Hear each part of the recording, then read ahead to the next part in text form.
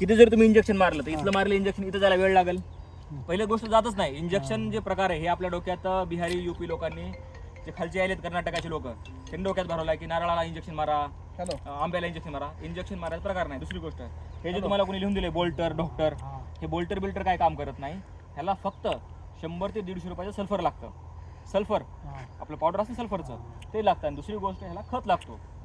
हे झालं दुसरं गणित. या इकडे थोडं आता इथं बघा, इथून काय करायला आता चीक गळायला आहे. आता चीक गळणं म्हणजे झाडावर ताण आहे. आता हे झाड काय होतं की एक 6-7 महिन्यांनी खाली भरून जाते. मग ह्या औषधाचा काही परिणाम होतो का? मी तुमच्याकडून जाऊ दे आता हे ऐकून घ्या. तुमच्या माहितीवर पण समजा आम्ही तुमच्या विश्वास ठेवून मारलं का? माझं म्हणणे माझ्या रिसर्च ठेवू नका. कृषी विद्यापीठ माहिती तुम्हाला? कृषी विद्यापीठ, ॲग्रिकल्चर युनिव्हर्सिटी, जे शास्त्रज्ञ लोक आहेत, चतुर्शिंगीचे विद्यापीठ असतं बरोबर आहे का? ते विद्यापीठामध्ये जे लोक बसलेले आहेत ते बसलेले लोक 20 वर्ष 100 वर्ष काम करीत झाडावर. त्यांनी जे सांगितलंय ते तुम्ही करा.